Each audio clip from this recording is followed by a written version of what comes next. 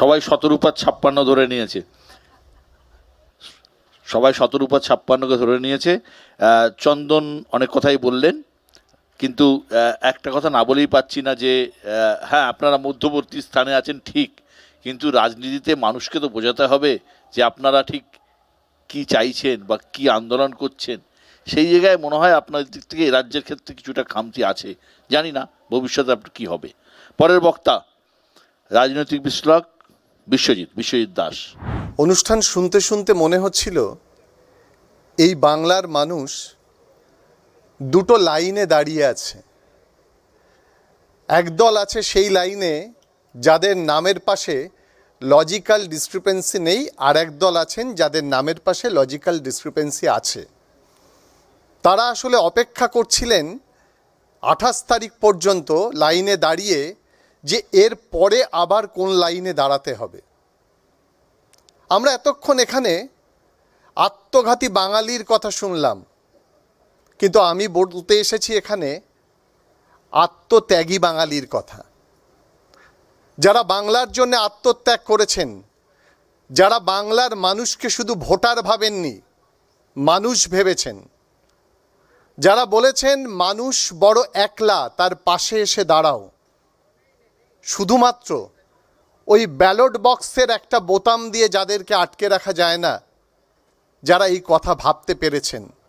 বিরোধীরা তো বলেছেন যে বিহারে ছিল ট্রায়াল রান আর পশ্চিমবঙ্গে আসল খেলা।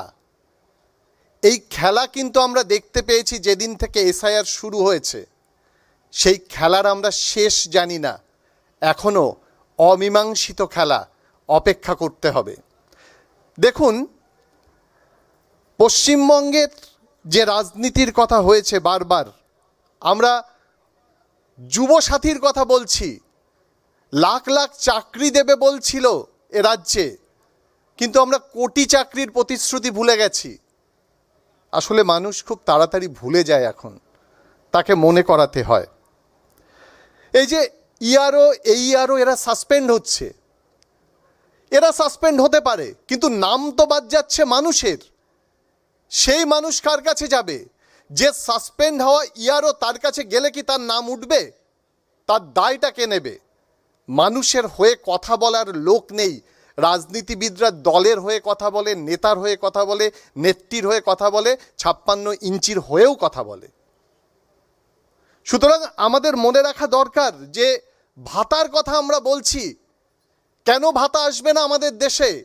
80 কোটি মানুষ যারা রেশন নেয় পাবলিক ডিস্ট্রিবিউশন সিস্টেমে, সে দেশে ভাতার কথা আসবে না? নরেন্দ্র মোদীর, যিনি একসময় অর্থনৈতিক উপদেষ্টা ছিলেন, অরবিন্দ সুব্রমণিয়াম, তিনি মিনিমাম ইনকাম গ্যারান্টির কথা বলেছিলেন। আবার অভিজিৎ বিনায়ক বন্দ্যোপাধ্যায় লাতিন আমেরিকায় যখন কাজ করছেন ভাতা নিয়ে, বলছেন প্রান্তিক মানুষের কাছে পয়সা পৌঁছে দিতে হবে, তার থেকে শুধুমাত্র তারা কর্মবিমুখ হবে না, আবার নতুন করে কাজের জন্য তারা উৎসাহ পাবেন। সেইভাবে আমাদের এই রাজ্যে ভাতার জন্ম হয়েছে। এবং দেখা গেছে মৈত্রীশ ঘটক কেন্দ্রীয় সরকারের তথ্য দিয়ে দেখিয়েছেন বাংলার মানুষের ক্রয় ক্ষমতা 5% বেড়েছে, যখন ভারতবর্ষের মহিলাদের ক্রয় ক্ষমতা 3%। অর্থাৎ বাংলার মহিলারা এই যে ভাতা পাচ্ছেন তাতে তারা এগিয়ে যাচ্ছেন। দেখুন, ভারতবর্ষে বাদ দিলাম, পশ্চিমবঙ্গে অন্য কোনো রকম পথ নেই। মানুষ ভাবছে না অন্য কথা, একটাই কথা এসআইআর, আর দ্বিতীয় কথা ধর্ম। এ ধর্ম আমাদের কোথায় নিয়ে দাঁড় করাবে? ধর্ম আমাদের ক্ষুধা, অন্ন এগুলোর সংস্থান দেবে? একটা পরিসংখ্যান বলি, অঙ্কের কথা বিশ্বদা বলেছেন, যদি এসআইআরে নাম বাদ যায় তাহলে সে নাম কাদের বাদ যাবে? সীমান্তের সংখ্যালঘু মানুষের, নাকি যারা লেখাপড়া জানে না, তথ্য যাদের কাছে নেই, তাদের নাম বাদ যাবে? আমাদের এই প্রশ্নের মুখে দাঁড়াতে হবে যে নাম বাদ গেলে অনেক মানুষ আছে যাদেরকে সরকারের সঙ্গে নিতে হবে বলে সরকার এই পরিকল্পনা করছে যুবকদের ভাতা দেওয়ার, এবং এই ভাতা দেওয়ার পাশাপাশি সোশ্যাল সিকিউরিটির কথা বলছে। 5 বছরে সোশ্যাল সিকিউরিটি হয় না, যারা যোগ্য নয় ভাতা পাচ্ছে, যে রাজস্বের বা রেভিনিউ লিকেজ হচ্ছে, সেখান থেকে নতুন কাজ এবং ক্ষুদ্র মাঝারি কর্মসংস্থান, তারাই কিন্তু এই বাংলাকে পথ দেখাবে।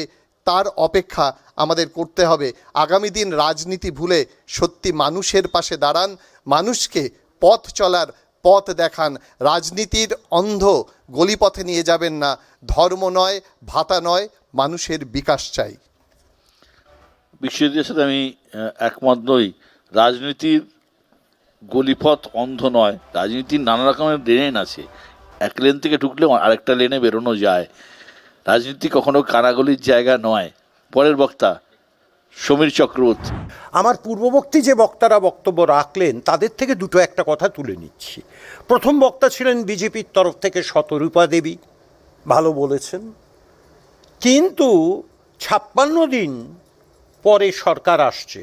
আমি এটা মনে মনে হিসেব করছিলাম, জানেন বিশ্ববাবু, 56 দিনের সঙ্গে আরও 1825 দিন যোগ করে দিন, তাহলে সংখ্যাটা দাঁড়াচ্ছে 1881 দিন। এখন থেকে চেষ্টাটা শুরু করুন 5 বছর পর। কেন 5 বছরে প্রতি বছর 365 দিন, অর্থাৎ 1825 দিন যুক্ত 56 দিন ইকুয়াল টু 1881 দিন। তখন লড়াইয়ের ময়দানে আসবেন। কেন এই নির্বাচনটা হেরে গেছেন আপনারা, বাংলার মানুষের মোট তাই, দাঁড়াতেই পাচ্ছেন না। গতবার 77টা আসন পেয়েছিলেন, কমতে কমতে কোথায় যাবে? তার জন্যে কিন্তু বিশেষজ্ঞের প্রয়োজন, ওই অ্যাস্ট্রোলজারদের প্রয়োজন। এই জায়গায় এনেছেন। সিপিএমের যিনি বক্তা ছিলেন তিনি একটা কথা, একটাই প্রশ্নের উত্তর আমি দেবো। উনি তার কথা প্রসঙ্গে বলেছেন মুখ্যমন্ত্রী 2.5 লক্ষ টাকা মাইনে পান। আপনার জ্ঞাতার্থে জানিয়ে রাখি, মানুষকেও জানিয়ে রাখি, মুখ্যমন্ত্রী মমতা বন্দ্যোপাধ্যায় যেদিন থেকে মুখ্যমন্ত্রী হয়েছেন 1 পয়সাও বেতন হিসেবে গ্রহণ করেন না, সরকারি গাড়ি ব্যবহার করেন না। এবং আপনারা এক্সচেকারকে চেক করে নিতে পারেন। দাঁড়ান, আপনারা যেদিন আসবেন ক্ষমতায় দেখে নেবেন সরকারি নথি, সে তো দেখতে পাবেন। গেল 2 নম্বর। আসুন এসআইআর নিয়ে কিছু বক্তা অনেক বক্তব্য রেখেছেন টেকেছেন। আমার তো প্রথম বক্তব্য হচ্ছে যে শুধুমাত্র অঘোষিত জরুরি অবস্থা বাংলায়, আনডিক্লেয়ার্ড এমার্জেন্সি চালু করেছে বিজেপির নেতৃত্বাধীন সরকার দিল্লি থেকে, তথাকথিত এনডিএর সরকার। সুপ্রিম কোর্টকে মানছেন আপনারা? আমার বিনীত প্রশ্ন। এই এসআইআরকে কেন্দ্র করে বিহার থেকে যখন শুরু হয়েছে এতগুলো জাজমেন্ট দিয়েছে সুপ্রিম কোর্ট। 1 নম্বর, আধার কার্ড বাধ্যতামূলক, গ্রহণ করেছে নির্বাচন কমিশন। আমার প্রশ্ন 1, বলছে হ্যাঁ আধার কার্ডটা নিতে পারি, but that is not mandatory. তার সঙ্গে আমি জ্ঞানেশ কুমার যে নির্দেশ দিয়েছি, যে আদেশ দিয়েছি, জ্ঞানাদেশ, 11টা ডকুমেন্টের একটাও দিতে হবে তার সঙ্গে। তাহলে সুপ্রিম কোর্টের জাজমেন্টটা কি থাকলো? প্রশ্ন 1। প্রশ্ন 2, রাজ্য সরকার যখন গেলেন তারা বললেন যে বয়সের প্রমাণ হিসেবে মাধ্যমিকের অ্যাডমিট কার্ডটা গ্রহণ করতে হবে। প্রথমে কোনো আদেশই আসেনি কোনো বিএলওদের কাছে, আসেনি। বিশ্ববাবু বিভিন্ন জায়গায় যে ঝামেলা দেখছেন না, তারা আপনাদের চ্যানেল থেকে খবর পাচ্ছে, অন্যান্য চ্যানেল থেকে খবর পাচ্ছে, খবরের কাগজে পড়ছে, সুপ্রিম কোর্ট নির্দেশ দিয়েছে, তারা সেটাকেই সত্য ধরে নিয়ে ঠিকই করছেন।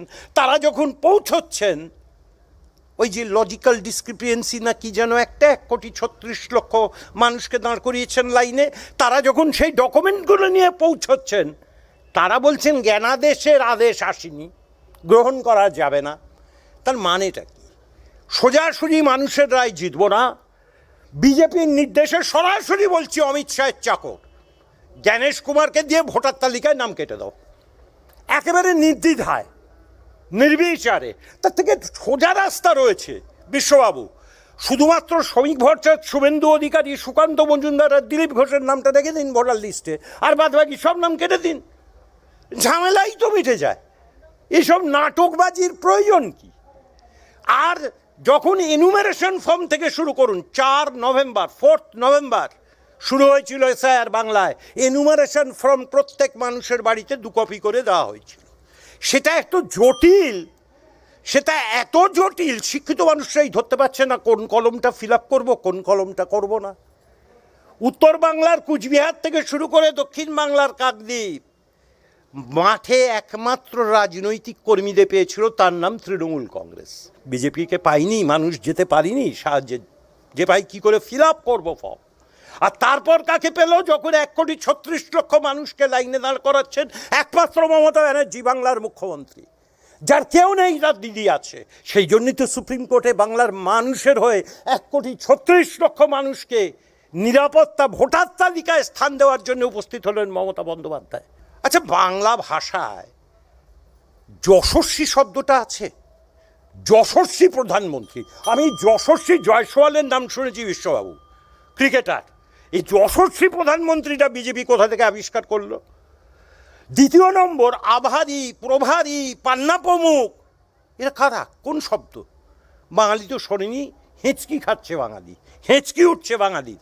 আসলে কি জানেন, রবীন্দ্রনাথ আজ বেঁচে থাকলে আর আপনার এই আসরে আজ উপস্থিত থাকলে কি বলতেন জানেন? রেখেছো বিজেপি করে, বাঙালি করনি। আবার বলছি কথাটা, রেখেছো বিজেপি করে, বাঙালি করনি। সুতরাং বাংলার অস্মিতা, বাংলার ভাষা, আর ওই ভাতা নিয়ে একটা কথা যখন লিখেছেন, এক লাইন আর বলতে দিন আমায়, যে সেটা হচ্ছে নরেন্দ্র মোদী সাহেব যখন ভারতবর্ষের ক্ষমতায় এসেছিলেন 2014 সাল, বছরে 2 কোটি বেকারের চাকরি। কার প্রতিশ্রুতি? বিশ্ববাবু, আগে তো আমরা জানতাম রেলে চাকরি হয়, পোস্ট অ্যান্ড টেলিগ্রাফে চাকরি হয়, আমরা তো জানতাম এগুলো। বিমা কোম্পানিগুলোতে ভারত সরকারের ব্যাংক চাকরি হয়। গত 12 বছরে, মাফ করবেন আমায়, 12 বছর হলো তো, গুলিয়েও যাচ্ছে, হ্যাঁ 12 বছর নরেন্দ্র মোদী ক্ষমতায়, একটা বেকারের চাকরি হয়েছে? আমায় দেখান তো। দায় কি শুধু মমতা বন্দ্যোপাধ্যায়ের চাকরি দেওয়ার? আর তুমি নরেন্দ্র মোদী পশ্চিমবাংলা থেকে প্রত্যেকবার 37%, 38% ভোট দিয়ে যাবে, আর পশ্চিমবাংলায় দেওয়ার ব্যাপারে লবডঙ্কা। সুতরাং আপনি যেমন বাংলার মানুষকে ধোঁকা দিয়েছেন, শূন্য হাতে ফিরিয়েছেন, নিশ্চিত থাকুন 2026-এর নির্বাচনে শূন্য হাতে ফিরিয়ে দেবে। আবার আরেকটা কথা বলে দিয়ে যাচ্ছি, যে 1881 দিন পরে চেষ্টা করে দেখবেন এই নির্বাচনে বিপর্যস্ত আপনারা, পরাভূত আপনারা, মানুষের সাথে কোনো যোগাযোগ নেই, তাই ধরতে পারছেন না মানুষের রায়টা কোন দিকে যাচ্ছে। ধন্যবাদ সুমিতদা।